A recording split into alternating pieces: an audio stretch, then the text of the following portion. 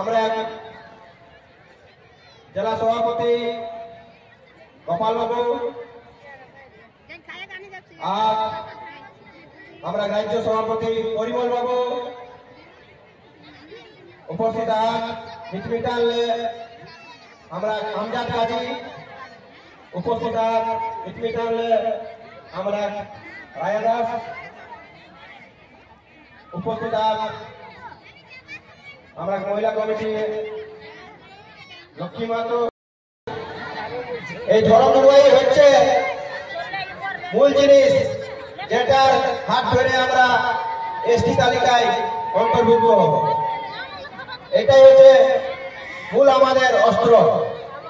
নেগাচারি হারালে আমরা সব হারাবো।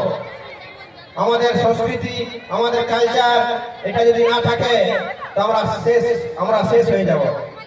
আমরা বুঝতে পারবো না, আমরা লোককে বলতে পারবো না যে আমরা এই দেশের ভূমিপুত্র, আমরা এখানে আদিবাসীরা যে আমাদের লড়াই, ওই লড়াইটা আমাদের শেষ হয়ে যাবে।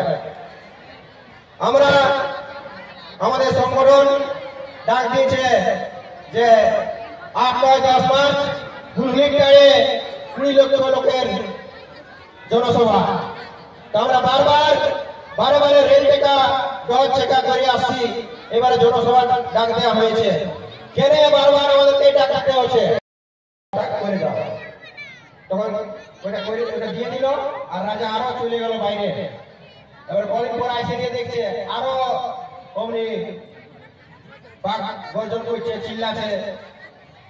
তখন বলছে ইয়াদের যে এত কিছু যদি সব ব্যবস্থা করে দিলি, তাও ইয়াদের আওয়াজ কেন করছে, চিল্লাছে কেন?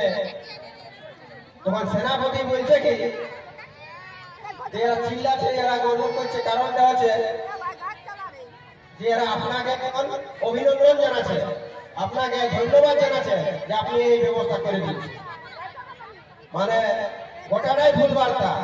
তেমনি আমাদের এখানে যে নেতা মন্ত্রী আছে কিছু চামচাগিরি করছে, আমরা যেটা বলছি তার উল্টা খবর বার্তা বোঝাচ্ছে। তা আমাদেরকে এটা সফল দিতে হবে। কোন চামচা বেচার সঙ্গে আর বসবো নাই। বসলে মমতা ব্যানার্জির সঙ্গে বসবো, নাহলে মোদীর সঙ্গে বসবো, নাহলে আর বসবো নাই। তো আমাদেরকে এইটা সিদ্ধান্ত নিতে হবে। আমাদের এই অবস্থা করে দিয়ে গেছে। কোন ইলেকশন হবে, কোন কিছু হবে, তখন বলবে যে আদিবাসী কর্মী সমাজ বিক্রি হয়ে গেল। আজ যুব কমিটি থেকে বলছি, যুব কমিটির সম্পাদক দায়িত্ব নিয়ে বলছি, হ্যাঁ আমরা বিক্রি হতে রেডি আছি, আপনারা কিনতে পারবেন তো? টিএমসি কে বলছি, বিজেপি কে বলছি, আরো যে দল আছে, আমরা বিক্রি হতে রেডি আছি, কিন্তু কিনতে পারবেন তো? কিন্তু সেটার দরটা কি থাকবে? দরটা থাকবে আমাদের এসটি তালিকায় অন্তর্ভুক্ত করা। আমাদেরকে এসটি তালিকায় অন্তর্ভুক্ত করে দিন, আপনাদেরকে কিছু দিতে হবে না, আমরা সব কিছু ব্যবস্থা করে দিব, কিন্তু আমাদেরকে এসটি তালিকায় অন্তর্ভুক্ত করতে হবে।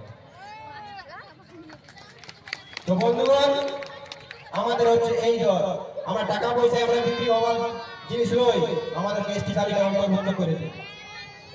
আমাদের কিছুদিন আগে যখন ফুলকুটি মূলমান্তা